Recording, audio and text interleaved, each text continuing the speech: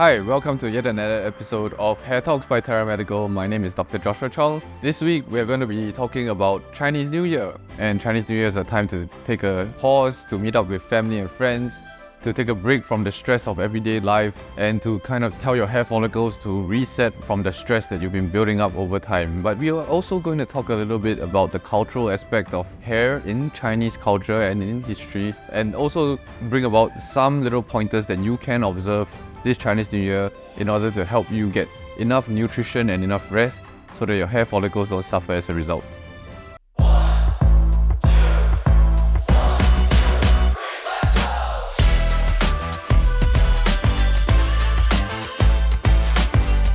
So back in ancient history, we would all have known that different period films have depicted Chinese hairstyles in different ways. And one of the most famous and iconic way is that of the Manchu era, where the Manchus in the Qing Dynasty ruled China from 1600s to the 1900s. Every male was forced to keep a very high shaven forehead and a long pigtail, also known as a Manchu hairstyle. And as soon as the revolution occurred and the Qing Dynasty was overthrown, many of these Han ethnic Chinese went to snip off those braids, showing off their national and ethnic pride. We also see depictions of ancient China having ladies bun up their hair in elaborate fashions with adornment of hair pieces or hair styling objects, showing off their social and economic status, especially so in the palace or in the royal setting, but also to show off that they are people of high standing if they're not from the royal family. And in China, traditionally, Buddhism has been practiced with a shaven head if you're a monk, and they do so because they are displaying an outwardly rejection of ego and a rejection of fashion. And while all these little nuances in hairstyles must have changed over many decades since they were last in fashion, while many of these traditional perceptions of hair beauty or hair symbols have faded away slowly with time, in the Chinese culture, it is still quite apparent that people care about the appearance of their hair. And this is reflected in many people wanting to get their hair looking nice for Chinese New Year. And in this upcoming Chinese New Year, like all Chinese New Years before, you will see hair salons and hair treatment centers slap a surcharge in a month prior to Chinese New Year because the demand is going to be so high.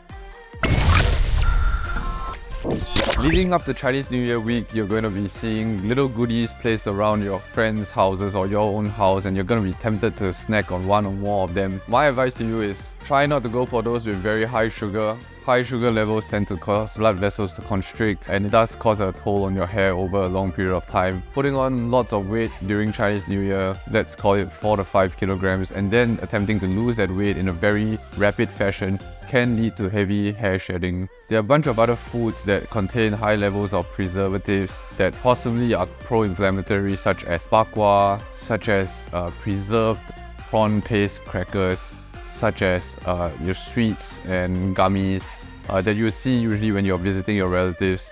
Now, these preservatives may have a pro-inflammatory effect on hair follicles and other parts of your body, so I would recommend that you consume them in moderation only. Not to forget, when you're visiting your family and friends, they are going to be laying out sugary drinks for you, typically orange flavored drinks, and these are Nutri-Grade C or D drinks if you're familiar with Nutri-Grade now, and they're generally high in sugar, and we don't like high sugar levels because they do impact the blood vessels that are going to supply your hair with good nutrients. Now, we talked about the bad side of the Chinese New Year snacks and the visitations, but there's also a good side to it where everyone sits around, a bit more stress-free, kind of relaxing, most of the time sharing a meal, and this meal can be abundant in nutrients as well, so look out for good stuff like goji berries, black sesame desserts that are not too sweet, lots of food with high iron content, foods with zinc like your steamboat meats and so on. These are actually going to help boost the amount of nutrients that help hair grow. In particular, this Chinese New Year happens to fall on a Sunday, which means this is an extended Chinese New Year, extra long weekend for many people. And it gives us all the opportunity to take a longer bit of rest, to relax with family and friends, to go visiting, trying on new clothes, making yourself feel good in this nice outfit that you've just bought for this occasion.